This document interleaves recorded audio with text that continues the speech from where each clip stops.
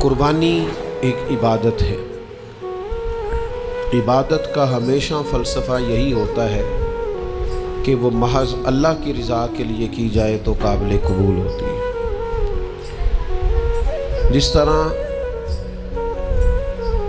गैरों को मुसलमान करना बड़ी अहम ज़िम्मेदारी होती है, इसी तरह मुसलमानों की तरबियत करना भी बहुत अहम ड्यूटी होती है।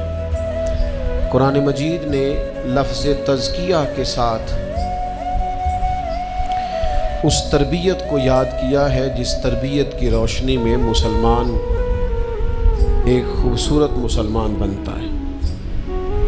इस्लाम के अंदर जितनी भी इबादत हैं वो किसी मखसूस पूजा पाठ का नाम नहीं है, वो बाकायदा अपने पीछे हिकमत रखती हैं, फ़लसफ़ा रखती हैं और उसके बहुत सारे पिन्हा इसरार और रमूज़ भी होते हैं। कुर्बानी हज़रत आदम अलैहिस्सलाम से शुरू है। कुरान मजीद फरमाता है कि जनाब आदम अलैहिस्सलाम के बेटों ने कुर्बानियाँ दी थी, एक की कबूल हो गई थी और दूसरे की कबूल नहीं हुई।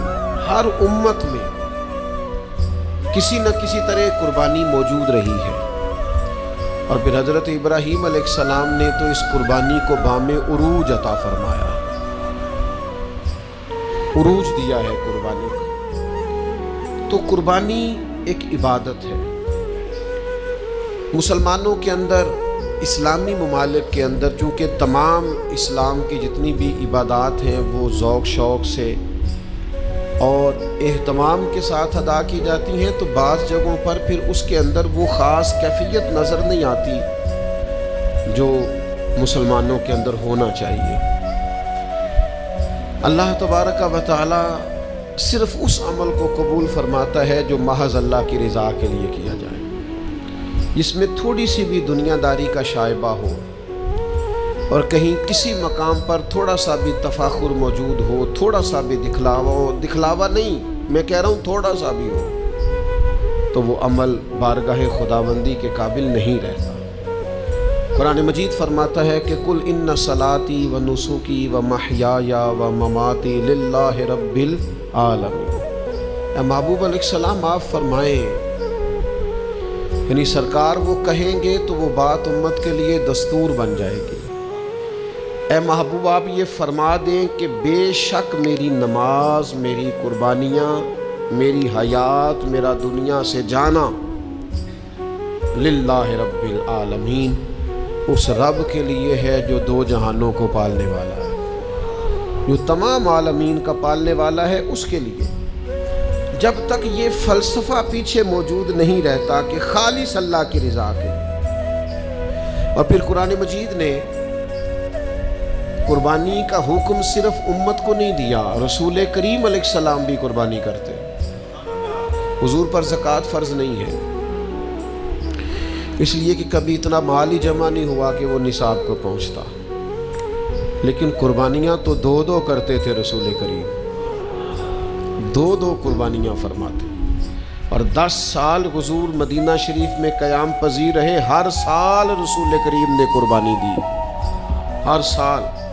अल्लाह ताला ने नबी पाक अलैहिस्सलाम को 7 औलादें अता की, 3 बेटे 4 बेटियाँ। चारों बेटियाँ जवान हुई, उनकी औलादें हुई और तीनों बेटे छोटी उम्रों में विसाल कर गए। जब सरकार के तीसरे बेटे का विसाल हुआ है तो दुश्मन ही होता है।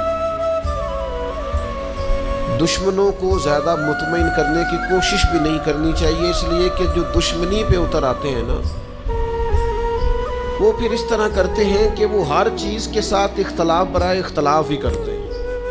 वो बड़े कम दुश्मन होते हैं, तो दुश्मन भी हों पर ख़ानदानी किस्म के हों, हर एक बात पर एतराज़ ना करें। शिकस्त खाए तो शर्म से पानी पानी हो, दुआ करो कि दुश्मन भी ख़ानदानी हो। लेकिन वो दुश्मन इस तरह के थे कि हर बात पर इख्तलाफ, हर बात पर शिद्दत। तो हुजूर के बेटे विसाल कर गए तीनों, तो उन्होंने कहना शुरू कर दिया माज़ल्ला सुम्मा माज़ल्ला नकले कुफ्र कुफ्र न बाशद। उन्होंने ये कहना शुरू कर दिया कि ये तो अबतर है, माज़ल्ला जड़ कट गई, بے نام و نشان ہو گئے، معاذ اللہ ثم معاذ اللہ، قربان جائیں۔ اللہ تعالیٰ نے قرآن مجید کو نازل فرمایا، فرمایا محبوب انا اعطیناک الکوثر، ہم نے تو آپ کو خیر کثیر عطا فرمائی ہے، ہم نے تو خیر کثیر دی ہے آپ۔ ہمارے ایک بزرگ تھے، وہ اس کا ترجمہ کیا کرتے تھے، اے محبوب اساں توانو جیڑی خیر بھی دیتی ہے چوکھی کر کے دیتی ہے۔ امت دی ہے تو کمال، امت میں اولیاء تو کمال، صلحاء تو کمال، صحابہ تو کمال، اولاد رسول تو کمال۔ تیری نسل پاک میں ہے بچہ بچہ نور کا، تو ہے عین نور تیرا سب گھرانہ۔ ہم نے تو آپ کو خیر کثیر دی ہے محبوب، خیر دی اور کثرت کے ساتھ دی ہے۔ اب اس کے شکرانے میں مالک کی بارگاہ سے تقاضا کیا ہے؟ ہم نے آپ کو خیر کثیر دی، اب آپ یہ کریں کہ فَصَلِّ لِرَبِّكَ وَانْحَرْ، آپ اپنے رب کے لیے نماز پڑھیں اور قربانی کریں۔ اِنَّا شَانِئَكَ هُوَ الْأَبْتَرُ، آپ کا دشمن ہی ابتر ہے، بے نام و نشان ہے، جڑ کٹا ہے دشمنی۔ کبھی کسی نے دعویٰ کیا ہے معاذ اللہ کہ میں ابو جہل کی اولاد ہوں، میں یزید کی اولاد ہوں؟ کرتے ہیں لوگ دعویٰ۔ جڑیں کٹ گئی محبوب کے دشمنوں کی، لیکن رہے گا یوں ہی ان کا چرچا رہے گا، رہے گا یوں ہی ان کا، رہے گا یوں ہی ان کا چرچا رہے گا، پڑے خاک ہو جائیں جل جانے والے، کچھ ہاتھ نہیں آئے گا، ان کا چرچا ہو رہا ہے۔ تو خیر کثیر دینے کے بعد جو تقاضا کیا وہ یہ کہ فَصَلِّ لِرَبِّكَ وَانْحَرْ، نماز پڑھیں اور چلیں۔ روک کے آپ سے سوال کرتے ہیں، بڑے الحمدللہ ذوق سے قربانی ہوتی ہے، بہت سارے لوگ سڑکوں پہ بیٹھے ہیں جانور لیے، خریدنے والے بھی رات کو ٹائم نکال کے ڈیوٹیاں کر کے سب جاتے ہیں، تو ایک بیچنے والے خریدنے والے یہ سارے نمازی بھی ہیں، تو قربانی سے پہلے تو نماز کا حکم ہے، نماز فرض ہے، قربانی واجب ہے۔ ایک صحابی کہتے ہیں میرے ماموں نے عید کی نماز سے پہلے قربانی کر لی، جانور بھی قربانی کی نیت سے خرید رکھا ہوگا، ارادہ بھی قربانی کا تھا، پر نماز سے پہلے قربانی کر لی۔ نبی کریم علیہ السلام نے فرمایا یہ گوشت ہے، قربانی نہیں۔ پہلے نماز ہوگی عید کی، فَصَلِّ لِرَبِّكَ وَانْحَرْ، ترتیب یہ ہے قرآن پاک کی کہ پہلے نماز، پھر عید والے دن بھی پہلے عید کی نماز ہوگی، اس کے بعد قربانی ہوگی۔ تو فرمایا گوشت ہے یہ، گویا اسے حرام نہیں کرتے، کھا لے گوشت سمجھ کے، پر یہ قربانی نہیں۔ قربانی فقط جانور ذبح کرنے کا نام نہیں، رب رسول کا حکم ماننے کا نام قربانی ہے۔ جانور کی عمر بھی وہ ہو جو شریعت نے رکھی ہے، اس میں خوبیاں بھی وہ ہوں جو شریعت نے رکھی، ٹائم بھی وہ ہو ذبح کرنے کا جو دین نے طے کیا ہے، پھر قربانی ہوگی، اور نیت بھی تقرب الہی کی ہو۔ ہمارے ہاں تو قربانی کو نا جی، میں چونکہ الحمدللہ کافی سارے جانور آنے ہوتے ہیں یہاں قربانی کے لیے، تو میں ذرا پہلے بچوں کو کہتا ہوں، دوستوں کو، کہ یار جانوروں کا بندوبست کرو، تو ہمیں ہر سال لوگ مشورہ دیتے ہیں، کہتے ہیں منڈی ویکھ لو، آخر تے نا کئی یاری بالکل کم سستا ہو جاتا ہے۔ میں کہنا یہ آخر ویکھنے دی مثلاً کی مجبوری ہے؟ کیا آپ تماشا دیکھنا چاہتے ہیں؟ کئی باری جی بالکل گاہک ہی نہیں ہوتا، جانور سستا ہو جاتا ہے۔ تو میں تو سمجھتا ہوں کہ میں تو بالکل قائل نہیں ہوں اس بات کا کہ جو بیچارے 2 سال سے جانور پال رہے ہیں وہ بالکل بیچارے کہیں کہ اب بیک ہی نہیں رہا تو ضائع کر دو۔ ہم تو نہیں چاہتے کسی مسلمان کا بھی دیوالیہ نکل جائے، اور اگر آپ کا خیال ہے آخر میں سستے ہو بھی جائیں گے تو ہم نے تو جتنے بھی خرچ کیے سارے اللہ کی رضا کے لیے کیے، 4, 5, 10 ہزار زیادہ چلا گیا تو اپنے لیے تھوڑا کیا ہے، اس کے لیے کیا ہے۔ یہ قرآن پاک نے فلسفہ بیان کیا، اس آیت کو ہر مسلمان کو یاد رکھنا چاہیے۔ رب فرماتا ہے نہ اللہ کی بارگاہ میں ان جانوروں کا گوشت پہنچتا ہے نہ خون پہنچتا ہے، یہ جانور ذبح کرتے وقت تمہارے دلوں میں جو تقویٰ ہوتا ہے وہ تقویٰ رب کی بارگاہ میں پہنچتا ہے۔ صحیح 6 میں حدیث میں لفظ موجود ہیں، حضور نے فرمایا خوش دلی سے قربانی کرو، خوش دلی سے جانور اللہ کی راہ میں پیش کرو، خوش دلی سے۔ تو آپ کیا دیکھنا چاہتے ہیں آخر؟ وہ ایک دفعہ ایک دوست مجھے کہنے لگے آپ کو بڑی سعادت ملتی ہے حرم شریف جانے کی، مجھے بتائیں جس وقت وہاں رش ذرا کم ہو نا حرم میں نے تب جانا عمرہ کرنے۔ میں نے اسے کہا اللہ خیر کرے، وہاں کیوں رش کم ہو جی؟ اس کی کیا وجہ ہے؟ سوا ارب مسلمان ہے، وہاں تو ہر وقت رونق لگی رہنی چاہیے۔ روزے دے دوالے نے غلاماں دیاں ٹولیاں، اور ویکھو ایک پیا سندا ہے کروڑاں دیاں بولیاں، کیوں رش کم ہو جی؟ وہاں تو زیادہ ہونا چاہیے، ہر وقت مسلمان ہو، لب واہ ہیں، آنکھیں بند ہیں، پھیلی ہیں جھولیاں۔ کتنی مزے کی بھیک تیرے پاک در کی ہے، اور پھر کہتے ہیں ماہ مدینہ اپنی تجلی عطا کرے، یہ ڈھلتی چاندنی تو پہر دو پہر کی ہے، حضور مہربانی کرے۔ تو میرے بھائی قربانی کا فلسفہ آپ سمجھیں، فربا جانور، سونا جانور، خوبصورت جانور خوش دلی سے ذبح کریں، اور جو نہیں کر سکتے وہ بھی خوش رہیں، ان کی طرف سے حضور نے کر دیا ہے۔ دو جانور حضور لاتے تھے، فرمایا ایک میری طرف سے ایک میری امت کی طرف سے۔ سیدہ طیبہ طاہرہ ام المومنین سیدہ عائشہ صدیقہ رضی اللہ تعالی عنہ فرماتی کالا مینڈا حضور لائے، پیر بھی کالے، اس کا چہرہ، اس کا پیٹ بھی، وجود بھی کالا۔ پھر حضور نے مجھے بلایا، میں حاضر ہوئی تو فرمایا عائشہ یہ چھری لو اور اس کو تیز کرو پتھر پر۔ فرماتی ہیں میں نے چھری کو پتھر پر تیز کیا، رسول کریم نے خود دست مبارک سے جانور ذبح کیا،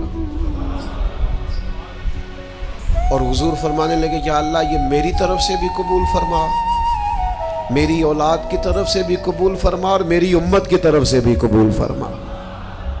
اور بڑے خوش نصیب ہیں وہ جن کی طرف سے رسول کریم نے قربانی فرمائی۔ تو میرے عزیز خوش رہیں، خوش دلی سے کریں، کام تھک کے بھی ہو جاتا ہے، پریشان ہو کے بھی ہو ہی جاتا ہے، لو انہیں بھی ایک خرچہ پہ گیا معاذ اللہ، اس طرح بھی ہو ہی جاتا ہے، لیکن اگر بندہ ذرا ذوق سے لے تو لطف لے، ذرا اس کا ذرا مزہ اس کو آئے، تو پھر ذرا طبیعت دوبالا ہو جاتی ہے۔ خوش دلی سے خوبصورت کر کے قربانی کی جائے۔ نبی پاک علیہ الصلوۃ والسلام کو اتنا پیار تھا اس عمل خیر کے ساتھ کہ حضور سیدہ فاطمہ رضی اللہ تعالی عنہ سے فرمانے لگے بیٹا یہاں ذرا میرے قریب نہیں آ جاتی؟ یا رسول اللہ کیا ہوا؟ فرمایا میں تیرا قربانی کا جانور ذبح کرنے لگا۔ سیدہ فرماتی ہے میں قریب آ گئی تو کریم فرمانے لگے فاطمہ جو آدمی قربانی دیتا ہے اس کا خون کا قطرہ بعد میں زمین پہ گرتا ہے، اللہ تعالیٰ ذبح کرنے والے کے گناہ پہلے معاف فرما دیتا ہے، 70 گنا زیادہ اللہ اس کا وزن کر کے قیامت میں اجر عطا کرے گا۔ قربان جاؤں سیدہ پاک کی، کیا پیار ہے حضور کی امت سے۔ عرض کرنے لگی یا رسول اللہ یہ فضیلت صرف اہل بیت کے لیے یا ساری امت کے لیے؟ تو حضور خوش ہو گئے، فرمایا نہیں میری ساری امت کے لیے، یہ سب کے لیے فضیلت ہے، یہ سب کو ملے گا اعزاز۔ تو خوش دلی سے قربانی، ذوق سے قربانی۔ چلو نام بھی لے لے دی فوٹو سٹیٹس سے لگے گی تو کچھ نہیں ہونے لگا، کیا خیال ہے آپ کا؟ نام بھی اگر بھینس کے ساتھ اور گائے کے ساتھ فوٹو آئے گی تو کوئی ایسا مسئلہ کہاں قوم ساری الجھ گئی ہے، اللہ جانتا ہے۔ اتنی غیر سنجیدگی ٹھیک نہیں ہوتی، اس طرح پھر انسان خوابوں کی دنیا کا آدمی ہو جاتا ہے، وہ کسی اور دنیا میں زندہ ہوتا ہے۔ حقیقت حال والے لوگ یہ طریقہ اختیار نہیں، یہ غیر سنجیدگی۔ آپ سنجیدہ رہیں، آپ نے قربانی دینی ہے اللہ کی رضا کے لیے، اس میں جس حد تک ہو سکے۔ اور یہ اخلاص ہوتا کیا ہے؟ اخلاص کے بڑے لوگوں نے تشریح کی، پر امام قرطبی کا قول بھا گیا میرے دل کو۔ امام قرطبی فرماتے اخلاص ایک راز ہے، مخلص ہونا ایک راز ہے، اخلاص ایک راز ہے۔ جناب کس کے درمیان؟ فرماتے ہیں بندے اور اس کے رب کے درمیان۔ یہ بندے اور اس کے مولا کا راز ہے اخلاص، اور اخلاص نہ ہو تو ہلاکت ہی ہلاکت۔ امام محمد غزالی رحمۃ اللہ علیہ فرماتے ہیں سینکڑوں کتابیں دیکھ کر ہزاروں لاکھوں صفحے کھنگال کر اس نتیجے پہ پہنچا ہوں کہ علم کے بغیر ہلاکت ہے، اور علم ہو اور عمل نہ ہو تو پھر بھی ہلاکت ہے۔ اور فرماتے ہیں علم بھی ہو عمل بھی ہو اخلاص نہ ہو تو پھر تو بالکل ہی ہلاکت ہے۔ ہلاکت ہی ہلاکت ہے۔ معنی کیا ہے؟ اگر اخلاص نہیں تو ہلاکت ہے، اور اگر اخلاص مل جائے تو پھر خدا کی رحمت ہے، پھر اللہ کا فضل ہے۔ اخلاص کے ساتھ، للہیت کے ساتھ، محض اپنے مالک کی رضا کے لیے اسلامی عبادات میں سے اہم عبادت قربانی ہے۔ ہمارے ہاں نا دو چار چیزیں بڑی قابل توجہ ہیں۔ جب آپ عبادت کرتے ہیں نا تو عبادت وہ نہیں ہوتی جو ہم طے کرتے ہیں، عبادت وہ ہوتی ہے جو اللہ رسول طے کریں گے۔ آپ اپنی مرضی سے کوئی چیز طے کر لیں، یہ نہیں ہو سکتا۔ لیکن نا آپ عمرہ کرنے کے لیے جاتے ہیں، خانہ کعبہ کے گرد گھومنا عبادت ہے، صفا مروہ کے بیچ صرف آپ کچھ نہ پڑھیں، کوئی دعا نہ پڑھیں، آپ طواف کریں خالی، کوئی لفظ بھی ادا نہ کریں، آپ کو اتنا ہی ثواب ملے گا جتنا نفل نماز پڑھنے کا ثواب ملتا ہے۔ یہ عبادت ہے۔ صفا مروہ کے بیچ آپ صرف چل رہے ہیں، عبادت ہے۔ آپ نے سر منڈایا ہے، ہر ہفتے نہیں لوگ حجامت کرواتے، لیکن آپ نے وہاں سر منڈایا ہے بیت اللہ شریف جا کے، اللہ کے محبوب نے اس بندے کے لیے بخشش کی دعا کر دی جو وہاں جا کے سر منڈوائے، کہ اللہ یہ حلق کرانے والوں کو، ٹینڈ کرانے والوں کو بخش دے۔ 3 دفعہ حضور نے دعا کی۔ وہاں یہ سر منڈانا عبادت ہے۔ آپ کا گھر میں ہر ہفتے آپ حجامت کرواتے ہیں، لیکن وہ آپ کی عبادت ہو گئی۔ کیوں؟ کہ اللہ نے طے کر دیے۔ جو وقت، جس ٹائم جو چیز شریعت عبادت طے کرے وہ عبادت ہے۔ 10 ذی الحج کو نماز بھی پڑھی جاتی ہے، 5 نمازیں بھی پڑھی جاتی ہیں، قرآن پڑھنے والے قرآن بھی پڑھتے ہوں گے، نفل پڑھنے والے اس دن نفل بھی پڑھتے ہوں گے، صدقہ بھی ہوتا ہوگا، لوگ ایک دوسرے سے ملاقات بھی کرتے ہوں گے۔ 10 ذی الحج کو سارے خیر کے کام ہوتے ہوں گے، لوگوں کی خیر خواہی کے لیے جو بن پڑتا ہے کرتے ہوں گے، پر نبی پاک علیہ السلام نے فرمایا 10 ذی الحج والے دن اللہ کو جو عمل سب سے زیادہ پسند ہے وہ خون بہانا، جانور ذبح کرنا۔ اس دن باقی ساری عبادات بھی اپنی جگہ پر فضیلت رکھتی ہیں، اہمیت رکھتی ہیں، درجہ رکھتی ہیں، نمازیں ہوں گی، نفل ہوں گے، تلاوتیں ہوں گی، پر اللہ کو 10 ذی الحج والے دن جو عمل سب سے زیادہ پسند ہے وہ کیا ہے؟ حضور علیہ السلام جب جانور ذبح کرتے تھے تو قبولیت کی دعا کرتے تھے، یا اللہ اسے قبول فرما میری طرف سے، میری اولاد پاک کی طرف سے، امت کی طرف سے۔ کیا کروں میں، کیسے عرض کروں؟ یہاں جانور ذبح ہوتا ہے تو ہمارے ہاں لوگ ویڈیو بنا رہے ہوتے ہیں، وہ جس کو چاہیے تھا درد سے فٹافٹ کہتا مالک میں نے اپنی ہمت کے مطابق پیش کر دیا، اپنے کرم کے مطابق قبول کر دیا۔ دعاؤں کا ٹائم تھا، یہ عمل تو سب سے زیادہ پسند ہے اللہ کو، یہ قرب الہی والا عمل ہے، اللہ کے قریب جانا تھا۔ یہاں سیلفیاں ہو رہی ہیں، تصویریں ہو رہی ہیں، دیکھا جا رہا ہے، بڑی بڑی باتیں ہو رہی ہیں۔ وہ خدا کے بندو، اس کو عبادت بناؤ، اس کو عبادت جانو، یہ تقرب الہی کا ذریعہ ہے۔ کچھ لوگ بڑے سیٹ صاحب ہوتے ہیں، بڑے نواب صاحب ہیں، وہ جانور کے قریب نہیں جاتے، کہتے ہو میں پڑھا لکھا ہوں، میں تو جناب وہ بڑا مہذب آدمی ہوں، یہ تو فلاں آدمی کرے گا۔ رسول اللہ صلی اللہ علیہ وسلم سے زیادہ نہ کوئی نازک مزاج ہو سکتا ہے، نہ کوئی پاک ہو سکتا ہے، نہ کوئی لطیف ہو سکتا ہے۔ رسول اللہ صلی اللہ علیہ وسلم سے بڑھ کر نہ کوئی سونا ہو سکتا ہے، نہ کسی میں جاذبیت ہو سکتی ہے۔ حسن وہی ہے جو میرے محبوب نے کر دیا ہے، خوبصورتی وہی ہے، جدھر حضور گئے ادھر ہی حسن سارے کا سارا سمٹ کر چلا گیا۔ داستان حسن جب پھیلی تو لامحدود تھی، اور جب سمٹی تو بس تیرا نام ہو کر رہ گئی۔ خوبصورتی وہی ہے جو حضور نے کر دیا، لیکن میرے عزیزو نبی کریم نے تو اپنے دستے مبارک سے جانور ذبح کیا۔ اس لیے پتہ نہیں آپ نے کس چیز کا نام، پڑھا لکھا نفیس ہونا، اور جناب وہ جی میرے بچے ڈرتے ہیں، تو بھائی آپ بھی ڈرتے ہوں گے، جبھی تو بچے ڈرتے ہیں۔ یہ جی پڑھا لکھا نوجوان ہے، قریب نہیں آتا، کیوں نہیں آتا جی؟ کچھ بھی نہیں ہوتا، یہ تو وہ عمل ہے جو عمل خیر ہے، حضور نے کیا ہے۔ بات سنو گے تو خوش ہو جاؤ گے، بخاری میں موجود ہے۔ حج کے موقع پر رسول پاک نے 100 اونٹ منگایا تھا ذبح کرنے کے لیے۔ 63 اونٹ رسول کریم نے اپنے دست مبارک سے ذبح فرمائے ہیں۔ یہ اشارہ تھا کہ حضور کی عمر مبارک 63 سال ہوگی۔ 63 اونٹ خود ذبح فرمائے، اور باقی فرمایا علی آپ کے ذمہ لگاتا ہوں، باقی آپ کر دے ساری۔ اور باقی مولا علی شیر خدا نے فرمائے حضور۔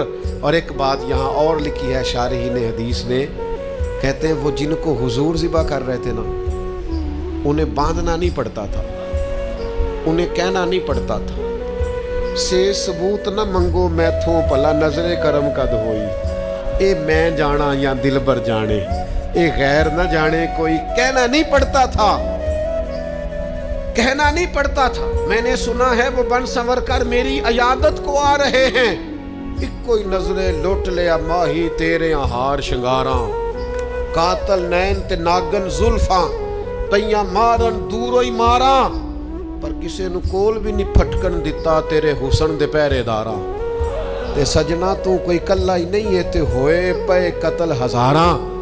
حضور جس اونٹ کی طرف اشارہ کرتے نا ذبح کرنے کے لیے، وہ آ کے قدموں میں لیٹ جاتا، وہ قدموں میں لیٹ جاتا، اور محبوب بسم اللہ اللہ اکبر کہہ کے گردن پہ چھری چلا دیتے۔ اعظم جان امانت تیری، اعظم جان، جان پاویں نہ جان محبوبہ، میں لگیاں توڑ نبھیساں، راہ تیرے وچ رول کے مرساں، قدم نہ پیچھا ہٹے ساں، شہر تیرے دے ٹکڑے منگ ساں، تے تیرے کتیاں دے قدم چمے ساں۔ اعظم جان امانت تیری، تو جدو منگ سیں میں پیش کرے ساں، میں پیش کرے ساں عملی نمونہ۔ حضور کے سامنے آ کے لیٹ جاتے، محبوب گردن پہ چھری چلا دیتے۔ اللہ کے محبوب نے نا سواریوں پر بیٹھ کر طواف کیا بیت اللہ کا۔ اور سنو یارو بات کیا یاد آ گئی مجھے، سواری پر بیٹھ کر حضور نے بیت اللہ کا طواف کیا ہے۔ پتہ کیوں؟ اس لیے کہ جب تک حضور کسی جانور پر بیٹھے رہتے تھے، نہ بول کرتا تھا نہ پیشاب کرتا تھا، احترام کرتے تھے جانور۔ جب تک کریم بیٹھے رہتے جانور بولو براز۔ حضور نے طواف تک کر لیے سواریوں پر بیٹھ کر۔ رسول کریم علیہ السلام نے فرمایا ابو بکر، جنوں اور فرشتوں کے علاوہ اللہ کی ساری مخلوق جانتی ہے کہ میں اللہ کا رسول بن کے آیا۔ یہ سارے جانتے ہیں، سب کو پتہ ہے، اونٹوں کو، جانوروں کو، حشرات کو، سب کو پتہ ہے۔ قربانی خوش دلی سے، قربانی ذوق سے، قربانی محض اللہ کی رضا کے لیے۔ ہمارے دیہاتوں میں نا ہم نے یہ دیکھا ہے کہ وہ جو گھر کا جانور ہوتا تھا نا قربانی کے لیے رکھا جاتا تھا۔ کبھی جانوروں کو کسی جگہ لے کے جاتے پانی پلانے کھیت میں تو ہانکتے تھے نا، تو ہمارے پرانے دیہاتی لوگ جو قربانی کا جانور ہوتا تھا اسے چھڑی بھی نہیں مارتے تھے، کہتے تھے بھی یہ قربانی دا ہے، یہ اللہ دے نال ہے۔ چارہ ڈالتے نا چارہ، تو اس کو تھوڑا سا، سمجھ آ رہی ہے میری بات کی، اس کو تھوڑا زیادہ ملتا، اس کو ذرا کھل بنولا اور چلو گنڈا آخ لینے، ہاں اس کو تھوڑا سا زیادہ ملتا۔ کیوں؟ یہ دیکھو نا، یہ لوگ ان پڑھ ہوتے تھے پر ذوق ان کا بڑا پڑھا لکھا تھا، کتابیں تھوڑی پڑھی تھی پر دل محبوب حجازی کی محبت میں پورا تعلیم یافتہ تھا۔ یہ لوگ انفرادی اس کے ساتھ سلوک کرتے، کہتے جانور قربانی کا ہے، یہ اللہ کے نام پر ذبح کرنا ہے، اس کے ساتھ انسیت زیادہ ہے، اس کی قدر زیادہ ہے، اس کی اہمیت زیادہ ہے۔ بس اس بات کو سمجھ لیں۔ میں اعتراض نہیں کرتا جو لوگ، اب جگہ ہی نہیں ہے لوگوں کے گھروں میں تو لوگ ایک دن پہلے جانور خرید کے لاتے ہیں، میں اعتراض نہیں کرتا، لیکن بہرحال وہ بھی بڑے معنی خیز لوگ تھے جو مہینوں پہلے لا کے جانور پالتے تھے۔ ایسے لوگ بھی دیکھے، عید گزری ہے بڑی، عید کے بعد ہی انہوں نے جانور خرید لیا کہ پورا سال اس کی حفاظت کریں گے، خدمت کریں گے، اور عید پر اللہ کے راستے میں۔ یہ ذوق چاہیے، یہ والی کیفیات چاہیے، تاکہ قربانی کی اصل روح وہ بیدار ہو۔ ایک تو ذوق کے ساتھ قربانی کریں، دوسرا اس کو تفاخر کبھی بھی نہ بنائیں، ذریعہ فخر اس کو کبھی نہ بنائیں، اور تیسری بات یہ ہے کہ اس کی روح کو سمجھیں، یہ روح کیا ہے اس کی۔ کوئی بھی عمل بندہ کرتا ہے اس کے پیچھے کچھ روحانیت ہوتی ہے، کوئی فلسفہ ہوتا ہے، اس فلسفے کو سمجھے۔ صحابہ نے پوچھا تھا یا رسول اللہ صلی اللہ تعالی علیہ وسلم یہ قربانیاں کیا ہیں، ان کا فلسفہ کیا ہے؟ تو قربانی نبی کریم کی بھی سنت ہے، پر حضور نے فرمایا یہ تمہارے باپ جناب ابراہیم کا طریقہ ہے۔ قربانی تو حضرت ابراہیم نے تو بیٹا ذبح کیا تھا، چھری چلا دی تھی، اپنی طرف سے انہوں نے کر دیا تھا ذبح، وہ تو اللہ تعالیٰ کو جو منظور صاحب فدیناہ بذبح عظیم۔ حضرت ابراہیم کی روح تو یہ ہے کہ سب سے قیمتی چیز اگر قربانی میں مانگی جائے تو دیر نہ کی جائے، تو اس ذوق کو تو دیکھیں نا۔ حضور نے فرمایا کہ تمہارے باپ ابراہیم کا طریقہ، تو صحابہ نے عرض کی حضور ہمیں ملے گا کیا اس میں سے؟ تو حضور فرمانے لگے قربانی کے جانور کے چھوٹے سے چھوٹے بال کے بدلے اللہ تمہیں بڑی سے بڑی نیکی عطا فرمائے گا، ایک ایک بال پر نیکیاں دے گا مالک کریم۔ میرے عزیزوں، اس کے فلسفے کو سمجھیں۔ جب تک روح خلیل سے فیض یاب نہیں ہوتے، قربانی کا عمل اس طرح سے ذوق اور اس طرح سے کیفیت عطا نہیں کرتا۔ پھر ایک اور بات بھی، اللہ تعالیٰ نے نا امیروں کے مال میں غریبوں کا حصہ رکھا ہے۔ مشکات میں حدیث ہے، حضور فرماتے ہیں تمہیں جو رزق دیا جاتا ہے یہ تمہارے ضعیفوں کی وجہ سے دیا جاتا ہے۔ تمہارے جو کمزور لوگ ہوتے ہیں نا، ضعیف کمزور، ان کی وجہ سے اللہ تمہیں رزق دیتا ہے۔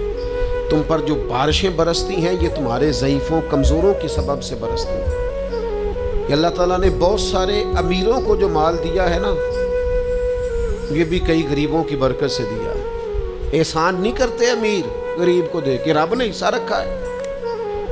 زکوٰۃ ہے تو دینی ہے، عشر ہے تو دینا ہے، فطرانہ ہے تو دینا ہے۔ اللہ تعالیٰ نے حصہ رکھا ہے۔ اور وہ کہاں گئے جناب شیخ شبلی جیسے لوگ جو غریب کو دیتے تھے اور ساتھ کہتے تھے تیرا شکریہ، تو میرے دروازے تک آیا ہے، اللہ کی رحمت آئی ہے، مجھے موقع ملا ہے اس کی راہ میں کچھ دینے کا، شکریہ، خود بھیک دے خود ہی کہیں منگتے کا بھلا ہو۔ وہ لوگ کہاں گئے؟ میرے عزیز، اللہ نے حصہ رکھا ہے، اس لیے اس بات کو آپ سمجھ لیں۔ زکوٰۃ دیں تو خوش دلی سے دیں، فطرانہ دیں تو خوش دلی سے۔ اتنا سوکھا نہیں ہوتا شاپر لے کے کسی کے دروازے پہ جانا۔ چلیں آپ اس بندے کو سمجھ لیں کہ وہ عادی مجرم ہے، سمجھ لیں، لیکن اس کو دیکھ کے ہی آپ عبرت پکڑ لیں کہ آپ کو جانا نہیں پڑا، کوئی آیا آپ کے دروازے، پھر ہی چلو آپ یہی غور کر لیں کہ کوئی آیا ہے، اللہ نے آپ کو دینے والا بنایا۔ تو غصہ کرنا، چہرے پہ شکن ڈالنا، اجے تے اسی نماز پڑھ کے آئے ہیں تسی آ بھی گئے، یہ کوئی طریقہ ہے؟ تسی تے سون ہی نہیں دیندے بھائی، کیا مطلب؟ یہ لہجے ہیں، کیا انداز ہے۔ ایک بزرگ ہیں، وہ کہنے لگے کہ 7-8 لاکھ روپیہ ادارے میں سیلری جاتی ہے، مدرسین کی تنخواہیں ہیں، باورچیوں کی، اس کی۔ تو کسی نے ان سے کہا کہ آپ ہمیں اچھا لگے گا اگر آپ دیں، تو وہ کہنے لگے یار میری اوقات نہیں ہے کہ میں لوگوں کو تنخواہیں دوں، اس لیے میں نے کسی کے ذمے لگایا، وہ میری حیثیت نہیں، مجھے شرم آتی ہے کہ یار اب میں بانٹتا پھروں۔ محض یہ کون لوگ ہیں جو ہر وقت اس احساس کا شکار رہتے ہیں کہ بھئی میں مسکین پرانا خادم، کسے در ملی نہ ٹوئی، تے واصف یار نے نظر جو کی تھی، تو پھر واصف ہوئی، مختصر سی میری کہانی ہے، جو بھی ہے آپ کی مہربانی ہے۔ تو بن کے نہ بیٹھ جائیں، اللہ سے ڈریں۔ جب آپ جھڑک کے دے دیتے ہیں تو اس کا ثواب کم پڑتا ہے، اجر میں کمی آتی ہے۔ آپ باطل کرتے ہیں احسان جتلا کر اور تکلیف دے کر اپنے صدقات کو، خوش دلی سے جانور ذبح کرنا۔ ایک بات اور آپ سے کرنی ہے، پھر بات سمیٹتا ہوں۔ عید والے دن نماز عید بھی پورے ذوق سے پڑھیں، भाग दौड़ ना करें कि जल्दी कहाँ होती है, फटाफट करो, नमाज पढ़ो और कपड़े भी नहीं बदलने। और भाई इंशाल्लाह ताला कुर्बानी करनी है, इंशाल्लाह जल्दी हो जाएगी कुर्बानी, लेकिन नमाज का दर्जा बहरहाल कुर्बानी से ज़्यादा है। नमाज की अहमियत बहरहाल कुर्बानी से। ज़ौक़ से ईद की नमाज पढ़ें, खूब सजदे करें, उम्मत के लिए दुआएं करें, उसके बाद आप कुर्बान गाह में जाएं, जानवर ज़िबा करें।